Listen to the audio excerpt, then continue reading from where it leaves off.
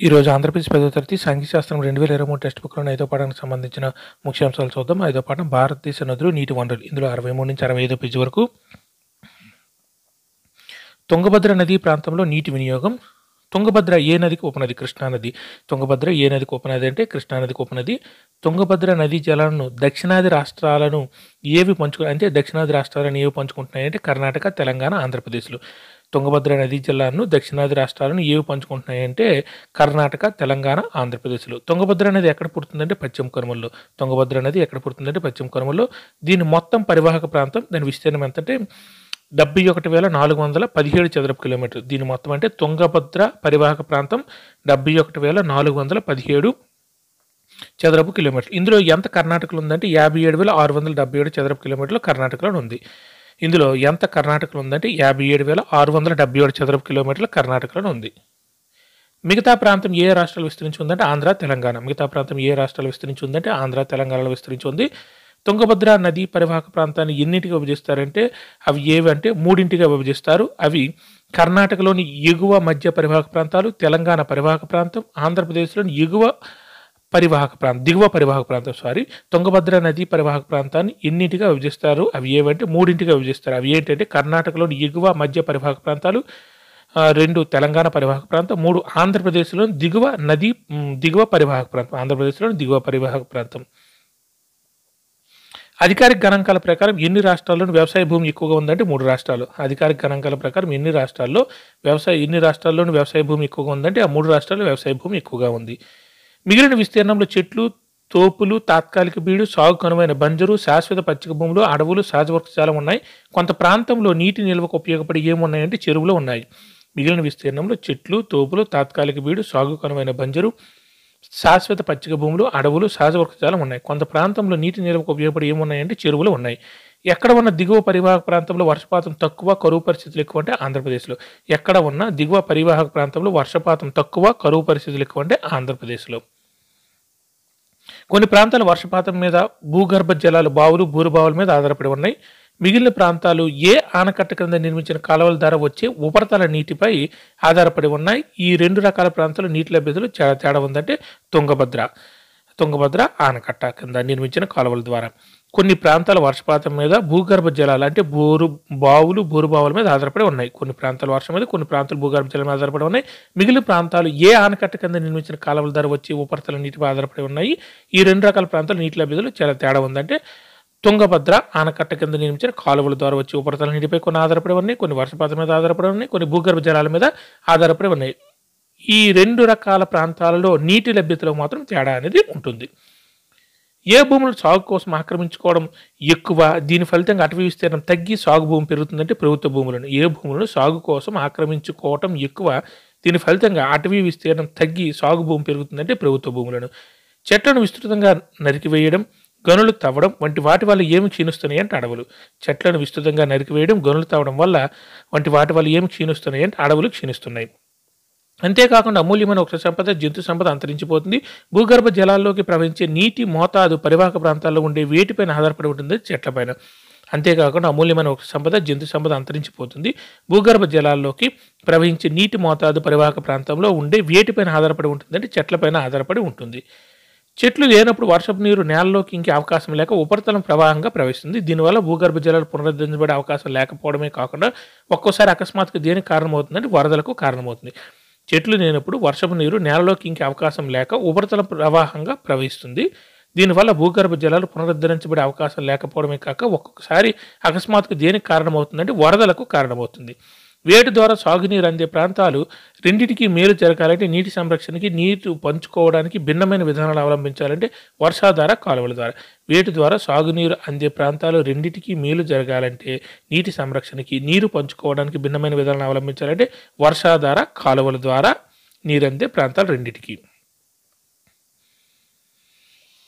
గత కొద్ది దశాబ్దాల నుండి తుంగభద్ర ఆనకట్ట నీటి నిల్వ సామర్థ్యం తగ్గుతుంది. 50 సంవత్సరాల క్రితం ఆనకట్ట సామర్థ్యం ఎంత ఉందంటే 376.6 కోట్ల ఘనపు మీటర్లు.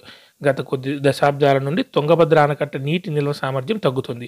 50 సంవత్సరాల క్రితం ఈ ఆనకట్ట సామర్థ్యం అంటే తుంగభద్ర ఆనకట్ట సామర్థ్యం ఎంత అంటే 376.6 కోట్ల ఘనపు మీటర్లు. కాగా గనుల తవ్వకం, దుమ్ము, నేలకోత, వ్యర్థ పదార్థాల వంటి వాటి వల్ల రిజర్వాయర్ మేట వేసి నీటి నిల్వ సామర్థ్యం ఎంత తగ్గిపోయిందంటే 84.9 కోట్ల ఘనపు మీటర్లు తగ్గిపోయింది. కాగా గనుల తవ్వకం, దుమ్ము, నేలకోత, వ్యర్థ పదార్థాల వంటి వాటి వల్ల రిజర్వాయర్ మేట వేసి నీటి నిల్వ సామర్థ్యం ఎంత తగ్గిపోయిందంటే 84.9 కోట్ల ఘనపు మీటర్లు తగ్గిపోయింది. ఇనుప ఖనిజ తవ్వకంలో సరైన ప్రామాణికాలు పాటించడం లేదు. కుద్రేముఖ్ ఇనుప ఖనిజం ఎక్కడ మాంగనీస్ తవ్వకాల వల్ల పరివాహక ప్రాంతంలో నేలకోత ఎక్కువై సాంప్రదాయ చెరువులు, చిన్న జలాశయాలు, తుంగభద్ర జలాశయం పూడికి గురవుతున్నాయి అని ఒక అధ్యయనం పేర్కొందండి. సాండూరు వద్ద మాంగనీస్ తవ్వకాల వల్ల ఇనుప ఖనిజ తవ్వకంలో సరైన ప్రామాణికాలు పాటించడం లేదు. కుద్రేముఖ్ ఇనుప ఖనిజం మాంగనీస్ అంటే ఎక్కడ మాంగనీస్ తవ్వకాల వల్ల పరివాహక ప్రాంతంలో నేలకోత ఎక్కువై సాంప్రదాయ చెరువులు, చిన్న జలాశయాలు, తుంగభద్ర జలాశయం పూడికకు గురవుతున్నాయి అని ఒక అధ్యయనం పేర్కొందండి. సాండూరు వద్ద మాంగనీస్ తవ్వకాలు, కుద్రే వద్ద ఇనుప ఖనిజం వీటి వల్ల నేలకోత ఎక్కువైపోయి సాంప్రదాయ చెరువులు, జలాశయాలు, తుంగభద్ర జలాశయం ఏముంది పూర్తిగా పూడికకు గురవుతుంది అంటే పూడ్చుకుపోతుంది అనమాట. దానివల్ల నీటిని నిల్వ చేసే సామర్థ్యం అలాగా తగ్గిపోతూ ఉంటుంది ఆనకట్ట దగ్గర. ఎంత నీళ్ళు అందుబాటులో ఉన్నాయన్న దాని మీద కర్ణాటక, తెలంగాణ, ఆంధ్రప్రదేశ్ మధ్య తేడాలు ఉన్నాయి. నీళ్లు ప్రవహించే వనరు ఎగువ నిల్వ చేసినప్పుడు అది ఎక్కడ ఉన్న వాళ్ళకి అందే నీటిని ప్రభావితం చేస్తుంది. రాష్ట్ర ప్రభుత్వాల మధ్య ఒప్పందం ప్రకారం నీటిని పంచుకుంటారంటే దిగువన. ఎంత నీళ్లు అందుబాటులో ఉన్నాయన్న దాని మీద కర్ణాటక, తెలంగాణ, ఆంధ్రప్రదేశ్ మధ్య తేడాలు ఉన్నాయి. నీళ్లు ప్రవహించే వనరు ఎగువన నిల్వ చేసినప్పుడు అది ఎక్కడ ఉన్న వాళ్ళకి అంటే దిగువ ఉన్న వాళ్ళకి అందే నీటిని ప్రభావితం చేస్తుంది. పైన ఉన్న నీటి నిల్వ ఎంత ఉంటుందో అది దిగువన ఉన్న వాళ్ళకి ప్రభావితం చేస్తుంది. రాష్ట్ర ప్రభుత్వాల మధ్య ఒప్పందం ప్రకారం నీటిని ఇవి పంచుకుంటుంటాయి. ముందు ఉన్న రాష్ట్రం ఏం చేస్తుంది, ఎక్కువ నీటి నిల్వ చేస్తే కింద ఉన్న రాష్ట్రాలకు వెళ్ళదు కదా. ఈ తగులు లేకుండా ఏం చేస్తాయంటే ఆ రాష్ట్ర ప్రభుత్వాలు మధ్య జల ఒప్పందాలు జరుగుతాయి. ఆ జల ఒప్పందాల ప్రకారం నీటిని అవి పంచుకుంటూ ఉంటాయి. అయినా సరే ఇప్పుడు కూడా తగులుతున్నాయి. వ్యవసాయం జీవనోపాధిగా ఎంత జనాభా ఆధారపడిన ఈ రాష్ట్రాల్లో నీళ్లు ఎంతో ముఖ్యమైనవంటే 80%. వ్యవసాయం జీవనోపాధిగా ఎంత జనాభా ఆధారపడిన ఈ రాష్ట్రాలలో నీళ్లు ఎంతో ముఖ్యమైనవంటే 80%. సాగునీటిని కాలువల ద్వారా అందజేస్తారు. వర్షాధార ప్రాంతాల్లో భూగర్భ జలాన్ని బోరుబావుల ద్వారా వెలికి తీస్తారు. ప్రధాన పంటలు ఏంటంటే వరి, జొన్న, చెరకు, పత్తి, రాగులు వంటివి. సాగునీటిని కాలువల ద్వారా అందజేస్తారు. వర్షాధార ప్రాంతాల్లో భూగర్భ జలాలను బోరుబావుల ద్వారా వెలికి తీస్తారు. ప్రధాన పంటలు ఏంటంటే వరి, జొన్న, చెరకు, పత్తి, రాగులు వంటివి. ఈ ప్రాంతం 6 తడి పంటలకు అనువైనది అయినప్పటికీ ప్రధానంగా పండే పంటలు అయిన వేటికి ఎక్కువ నీళ్ళు కావాలంటే వరి, చెరకు. ఈ ప్రాంతం 6 తడి పంటలకు అనువైనది అయినప్పటికీ ప్రధానంగా పండించే పంటలైన వేటికి ఎక్కువ నీళ్ళు కావాలంటే వరి, చెరకు ఎక్కువ నీళ్ళు కావాలి ఈ రాష్ట్రాలు ఆంధ్రప్రదేశ్, తెలంగాణ, కర్ణాటక రాష్ట్రాల్లో. నదీ పరివాహక ప్రాంతం అంతటా ఈ పంటలను సాగు చేయడం వల్ల నీటిని పంచుకోవడంలో సమతుల్యతలో గణనీయమైన మార్పులు చోటు చేసుకున్నాయి. ఈ పంటలకు అన్ని ప్రాంతాల్లో నీళ్ళు అవసరం కావడంతో ఏమి తప్పనిసరి అయిందంటే వైరుధ్యాలు తప్పనిసరి, తగ్గులు తప్పనిసరి అయ్యాయి. నదీ పరివాహక ప్రాంతం అంతటా ఈ పంటలను సాగు చేయడం వల్ల నీటిని పంచుకోవడంలో సమతుల్యతలో గణనీయమైన మార్పులు చోటు చేసుకున్నాయి. ఈ పంటలకు అన్ని ప్రాంతాల్లో నీళ్ళు అవసరం కావడంతో ఏమి తప్పనిసరి అయిందంటే వైరుధ్యాలు తప్పనిసరి అయ్యాయి.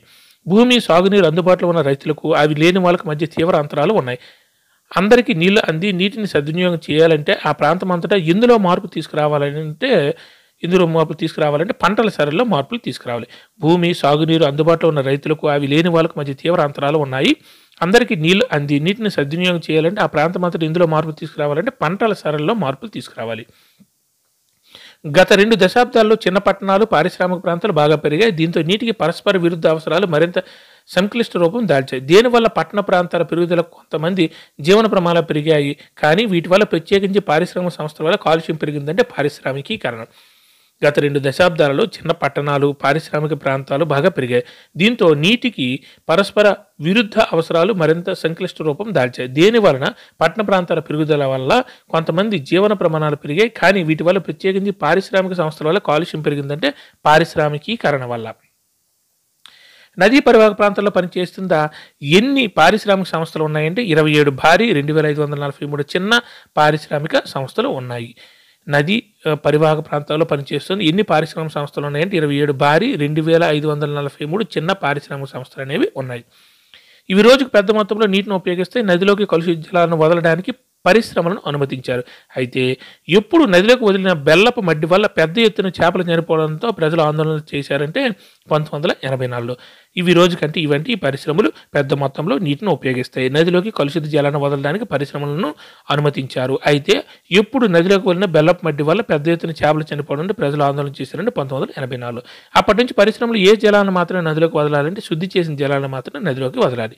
అప్పటి నుంచి పరిశ్రమలు ఏ జలాలను మాత్రమే నదిలోకి వదలాలంటే శుద్ధి చేసిన జలాలను మాత్రమే నదిలోకి వదలాలి. అయితే ఈ చట్టాలను సమర్థంగా అమలు చేయటం లేదు. దాంతో ఏ వ్యవస్థ తీవ్ర కాలుష్యానికి గురవుతూనే ఉందంటే నదీ వ్యవస్థ తీవ్ర కాలుష్యానికి గురి అవుతూనే ఉంది. అయితే ఈ చట్టాలను సమర్థంగా అమలు చేయటం లేదు. దాంతో ఏ వ్యవస్థ తీవ్ర కాలుష్యానికి గురవుతూనే ఉందంటే నదీ వ్యవస్థ. వివిధ రంగాల అభివృద్ధికి చిన్న పట్టణాలు, గ్రామీణ ప్రాంతాలు అన్ని వర్గాల వారికి వేటిని అందించడానికి మధ్య పొంతన లేకుండా పోయిందంటే పారిశుద్ధ్యం, తాగునీటిని. వివిధ రంగాల అభివృద్ధికి చిన్న పట్టణాలు, గ్రామీణ ప్రాంతాలు అన్ని వర్గాల వారికి వేటిని అందించడానికి మధ్య పొంతన లేకుండా పోయిందంటే పారిశుద్ధ్యం, తాగునీటికి మధ్య పొంతన లేకుండా పోయింది. ఏ కనీస అవసరాలని డబ్బు చెల్లించలేకపోయినప్పటికీ అందరికీ వీటిని కనీసంగా అందించాలని కొంతమంది అంటారంటే తాగునీళ్ళు, పారిశుద్ధ్యం. ఏ కనీస అవసరాలను డబ్బు చెల్లించలేకపోయినప్పటికీ అందరికీ వీటిని కనీసంగా అందించాలని కొంతమంది అంటారంటే తాగునీళ్ళు, పారిశుద్ధ్యం. దేనిని పెట్టిన నీళ్లు సరఫరా చేసినప్పుడు సమాజంలో ఒక వర్గం దీనికి డబ్బులు చెల్లించలేకపోయినప్పటికీ వాళ్ళ మౌలిక అవసరాలకు కొంత నీళ్ళు అందేలా చూడాలంటే మీటరు. దేనికి పెట్టిన నీరు సరఫరా చేసినప్పుడు సమాజంలో ఒక వర్గం దీనికి డబ్బులు చెల్లించలేకపోయినప్పటికీ వాళ్ళ మౌలిక అవసరాలకు కొంత నీళ్ళు అందేలా చూడాలంటే మీటరు. నదీ పరివాహక ప్రాంతం పైన ఒక నివేదిక ఇలా పేర్కొంటుంది. పట్టణాలకు తాగునీటి అందించడానికి సరైన ప్రణాళిక రూపొందించలేదు. ప్రత్యేకించి చిన్న పట్టణాల్లో నీటి అందుబాటు పంపిణీలో సమస్యలు ఉన్నాయి. ఈ సమస్యలు వేసవిలో మరింత తీవ్రమవుతాయి. నదీ పరివాహక ప్రాంతం పైన ఒక నివేదిక ఇలా పేర్కొంటుంది. పట్టణాలకు తాగునీటి అందించడానికి సరైన ప్రణాళిక రూపొందించలేదు. ప్రత్యేకించి చిన్న పట్టణాల్లో నీటి అందుబాటు పంపిణీలో సమస్యలు ఉన్నాయి. ఈ సమస్యలు వేసవిలో మరింత తీవ్రమవుతాయని పేర్కొంది. కాబట్టి నీటి వినియోగ యాజమాన్యంలో ఏ అంశాలు ఎంతో ముఖ్యమైనవంటే సామాజిక, ఆర్థిక అంశాలు. కాబట్టి నీటి వినియోగ యాజమాన్యంలో ఏ అంశాలు ఎంతో ముఖ్యమైనవంటే సామాజిక, ఆర్థిక అంశాలు. ఒక ప్రాంతంలోని వర్గాల మధ్య వ్యవసాయం, పరిశ్రమలు, తాగునీరు వంటి రంగాల మధ్య వైరుధ్యాలు ఉన్నాయి. అంతేకాకుండా ఈ నది 2 రాష్ట్రాలు ప్రవహిస్తూ ఉండడం వల్ల వేటి మధ్య కూడా వివాదాలు ఉన్నాయంటే కర్ణాటక, ఆంధ్రప్రదేశ్. ఒక ప్రాంతంలోని వివిధ వర్గాల మధ్య వ్యవసాయం, పరిశ్రమలు, తాగునీటి వంటి రంగాల మధ్య వైరుధ్యాలు ఉన్నాయి. అంతేకాకుండా ఈ నది 2 రాష్ట్రాలు ప్రవహిస్తూ ఉండడం వల్ల వేటి మధ్య కూడా వివాదాలు ఉన్నాయంటే కర్ణాటక, ఆంధ్రప్రదేశ్ మధ్య రాష్ట్రాల్లో మధ్య కూడా వివాదాలు ఎక్కువగా ఉన్నాయి. Thank you.